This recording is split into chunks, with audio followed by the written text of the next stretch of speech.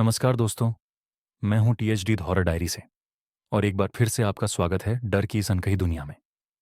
आज की कहानी में हम एक ऐसे रहस्य से पर्दा उठाने जा रहे हैं जो आपकी नींदें उड़ा देगा। तो तैयार हो जाइए, क्योंकि ये सफ़र आसान नहीं होने वाला। अगर आप पहली बार चैनल पर आए हैं तो चैनल को सब्सक्राइब करना मत भूलिएगा और घंटी दबा दीजिएगा, ताकि अगली बार जब डर दस्तक दे तो आप तैयार रहें। तो चलिए शुरू करते हैं आज की खौफनाक कहानी। गाजियाबाद के एनएच टेनेसोर फ्लाईओवर पर हर रात कुछ अजीब घट रहा था और पुलिस या प्रशासन के पास इसका कोई जवाब नहीं था। अक्सर रात के समय ड्राइवर शिकायत करते कि उन्होंने एक घायल लड़की को सड़क के किनारे देखा, जो हाथ जोड़कर मदद की गुहार लगाती है। उसका चेहरा खून से सना होता है, कपड़े फटे हुए होते हैं और एक सफ़ेद दुपट्टा उसके कंधे पर लिपटा होता है, जो हवा में इस तरह लहराता है जैसे किसी अदृश्य शक्ति ने उसे थाम रखा हो। पर जो भी रुककर उसकी मदद करता वह कई घंटे तक गायब हो जाता, और जब वापस आता तो उन्हें कुछ भी याद नहीं होता, सिवाय एक बात के। उनकी गाड़ी की पिछली सीट पर वही सफ़ेद दुपट्टा पड़ा होता, बिना किसी गंदगी या खून के, जैसे वो अभी अभी धुला हो। और कुछ तो ऐसे थे जिनकी गाड़ियां बंद हालत में भी गियर में मिलती थीं, जैसे किसी और ने चलाई हो। इस सब की शुरुआत जून 2020 ईयर की एक रात हुई, जब विजय नाम का एक कैब ड्राइवर दिल्ली से मेरठ की ओर जा रहा था। उस रात वह अकेला कि उसने एक महिला यात्री को कौशाम्बी पर उतारा था और खाली गाड़ी लेकर लौट रहा था। तभी उसने देखा कि सामने फ्लाईओवर के किनारे एक लड़की खून से लथपथ खड़ी है। उसका एक हाथ मुड़ा हुआ था जैसे टूटा हो, और चेहरा जैसे किसी ने शीशे से काटा हो। विजय पहले तो डर गया, पर उसकी अंतरात्मा ने उसे रुकने को कहा।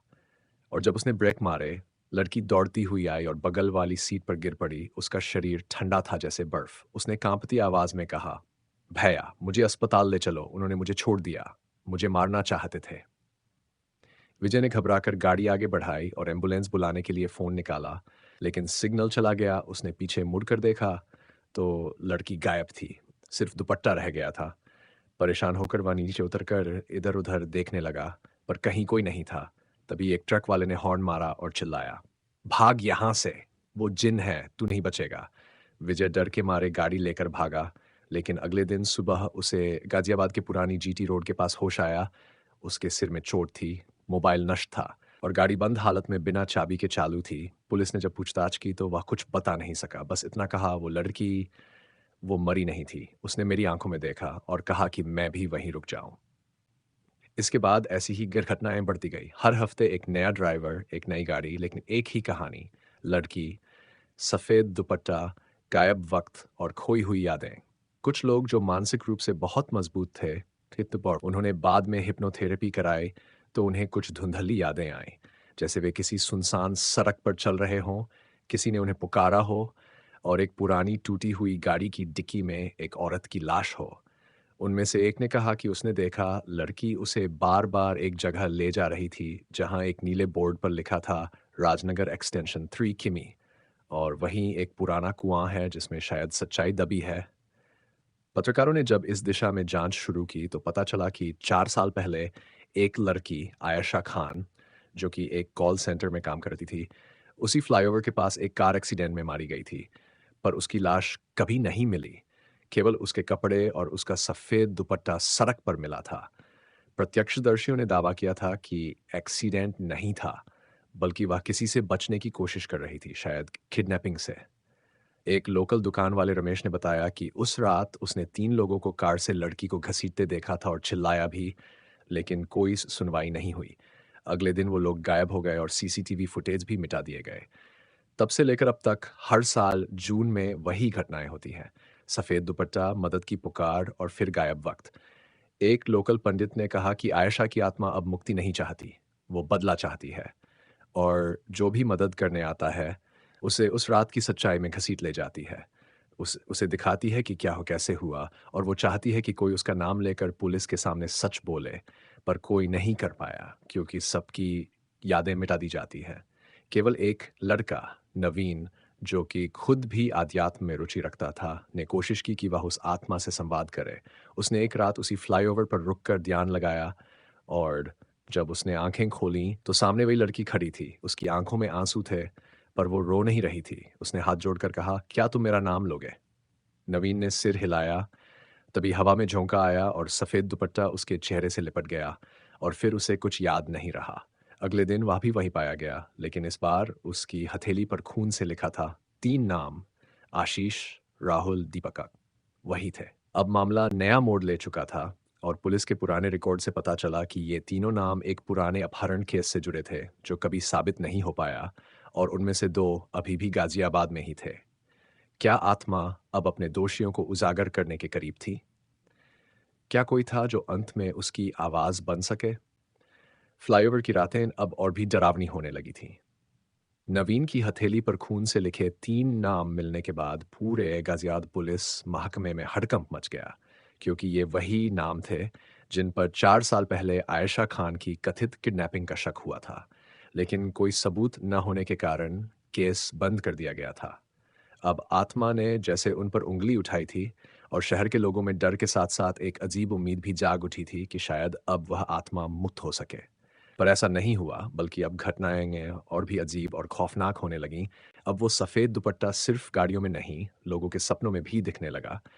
कुछ लोगों ने दावा किया कि जब वे रात को फ्लाईओवर से गुज़रते हैं, तो रेडियो अचानक बंद हो जाता है और एक धीमी-सी लड़की की आवाज़ आती है, "मुझे मुझे अभी तक इंसाफ़ नहीं मिला, कोई है जो मेरा नाम ले।" नवीन के पास इस घटना के बाद से अजीब घटनाएँ होने लगीं। कभी उसके कमरे में अचानक खिड़की खुल जाती, कभी शीशे पर धुंध में कुछ लिखा हुआ दिखता, "वो अभी ज़िंदा है।" कभी-कभी उसे आयशा का चेहरा दिखता, जो चुपचाप खड़ा होकर बस देखता रहता, लेकिन कुछ कहता नहीं। परेशान होकर नवीन ने एक परामर्शदाता और एक स्थानीय ओझा से संपर्क किया। दोनों ने कहा कि आयशा की आत्मा नकारात्मक ऊर्जा में बदल रही है, क्योंकि उसका बदला अधूरा है और हर साल जो भी उसकी मदद करना चाहता है, उसकी यादें मिटा दी जाती हैं, क्योंकि आत्मा उसे बचाना चाहती है। सच्चाई की पीड़ा से, पर नवीन ने तय कर लिया कि वह इस बार रुकने वाला नहीं था। उसने खुद अपनी रिसर्च शुरू की, पुलिस रिकॉर्ड निकाले, पुराने अखबारों के कटिंग्स देखे और उन तीनों नामों की तलाश शुरू की। पहला नाम था आशीष वर्मा, जो अब एक लोकल रियल एस्टेट एजेंट बन चुका था और राजनगर एक्सटेंशन में ही एक फ्लैट में रहता था। नवीन ने एक स्टिंग ऑपरेशन का नाटक किया, ग्राहक बनकर उसके पास पहुंचा और बातचीत शुरू की। बातचीत के दौरान जब नवीन ने मजाक में पूछा, आपके फ्लैट के पास कोई आत्मा वात्मा तो नहीं घूमती? तो आशीष का चेहरा पीला पड़ गया। उसने तुरंत बात बदल दी, लेकिन नवीन को यकीन हो गया कि वह कुछ छुपा रहा है। उसने आशीष का पीछा किया और एक रात उसे एक पुराने वेयरहाउस में जाते देखा, जहां पहले एक कार गैराज हुआ करता था। नवीन वहां छुपकर पहुंचा और देखा कि आशीष किसी से फोन पर कह रहा था, अगर वो लड़का ज्यादा गहराई में गया तो हमें राजनगर वाला कुआं बंद करवाना होगा। वही सबसे बड़ा सबूत है। ये बात सुनकर नवीन का शक यकीन में बदल गया। वो कुआं जो पहली बार हिप्नोथेरेपी में दिखा था, असल में मौजूद था और शायद वहीं वो लाश या कोई और साक्ष्य था। अब नवीन ने पुलिस को सबूतों के साथ रिपोर्ट दी, पर उन्हें यह सब पैरानॉर्मल कहकर टाल दिया गया। लेकिन एक सब इंस्पेक्टर रचना सिंह, जो खुद भी उस फ्लाईओवर पर रात की ड्यूटी के दौरान अजीब चीजें देख चुकी थी, उसने इस केस में निजी रुचि दिखाई और नवीन के साथ मिलकर उस कुएं की जांच शुरू की। एक रात जब वे दोनों राजनगर एक्सटेंशन पहुंचे और लोकल बुजुर्गों से पूछताछ की, तो एक बूढ़ी औरत ने बताया कि उस रात बारिश हो रही थी। एक गाड़ी तेजी से आई और 3 लड़के एक लड़की को खींचते हुए लाए। उसने चीखा था, मुझे मत फेंको, पर उन्होंने उसे धक्का दे दिया उस कुएं में। तब से वहां कोई नहीं जाता। ये सुनकर रचना ने कुएं की खुदाई के आदेश लिए, लेकिन अधिकारी तैयार नहीं हुए। तब उसने मीडिया का सहारा लिया और एक रिपोर्टर, अर्पिता घोष, को साथ जोड़ा। अगले दिन लाइव रिपोर्टिंग में जब कैमरे कुएं के पास पहुंचे, अचानक हवा का रुख बदल गया। कैमरे की स्क्रीन धुंधला हो गई और एक चीख गूंजी, अब और देर मत करो। उसी रात जब खुदाई शुरू हुई, अंदर से पुराने खून के धब्बों के साथ एक मोबाइल, एक टूटी चूड़ी और एक दजला दस्तावेज मिला। मोबाइल को फॉरेंसिक में भेजा गया और उसमें एक रिकॉर्डिंग मिली जो घटना के कुछ क्षण पहले की थी। उसमें आयशा की आवाज़ थी, अगर मेरे साथ कुछ हुआ तो इसका जिम्मेदार आशीष, दीपक और राहुल होंगे। अब ये ठोस सबूत था। केस फिर से खुला और पुलिस ने तीनों को हिरासत में लिया। पहले तो वे चुप रहे, लेकिन जब नवीन ने उन्हें वही सफ़ेद दुपट्टा दिखाया और कहा कि अब वो आ रही है, तो तीनों कांपने लगे। राहुल ने चिल्लाकर कहा, वो हर रात मेरे सपने में आती है, कहती है तुम मुझे फेंक नहीं सकते, मैं जिंदा हूँ। और उसी रात वह जेल की कोठरी में फंदे से लटका पाया गया। उसके होठों पर लिखा था, मुक्त कर दो। दीपक और आशीष ने जुर्म कबूल कर लिया। बताया कि आयशा के पास किसी उच्च अधिकारी के घोटाले की ऑडियो रिकॉर्डिंग थी, जो उन्होंने जबरन उससे छीननी चाही। और जब वह नहीं मानी, तो उन्होंने उसे मारकर सबूत नष्ट कर दिए। यह केस देश भर में सुर्खियों में आया और आयशा को न्याय दिलाने की मांग तेज हुई। कोर्ट ने दीपक और आशीष को उम्र कैद की सजा सुनाई और उस अधिकारी को भी जांच में लिया गया जिसके नाम का संकेत रिकॉर्डिंग में था। लेकिन कहानी यहीं खत्म नहीं हुई। उस दिन जब सजा सुनाई गई तो कोर्ट के बाहर बारिश हो रही थी और सब लोग छाते लिए खड़े थे। तभी नवीन को लगा कि उसके कंधे पर किसी ने हाथ रखा। उसने पलट कर देखा। कोई नहीं था, लेकिन जमीन पर सफेद दुपट्टा गिरा था, गीला पर चमकदार, जैसे कोई मुस्कुराकर उसे छोड़ गया हो। उस रात पहली बार फ्लाईओवर पर कोई भी घटना नहीं हुई। और जब एक टैक्सी ड्राइवर ने सुबह वहां से गुजरते हुए रेडियो चलाया, तो उसमें सिर्फ एक लाइन आई, अब मैं चली जाऊंगी, धन्यवाद। और तभी फ्लाईओवर के किनारे, जहां पहले एक मुरझाया नीम का पेड़ था, उसमें अचानक फूल खिलाए, सफेद रंग के, बिल्कुल उस दुपट्टे जैसे। गाजियाबाद के लोग अब उस फ्लाईओवर को आयशा मार्ग कहने लगे। और हर साल जून की पहली तारीख को लोग वहां सफेद फूल चढ़ाते हैं, न डर से, बल्कि सम्मान से।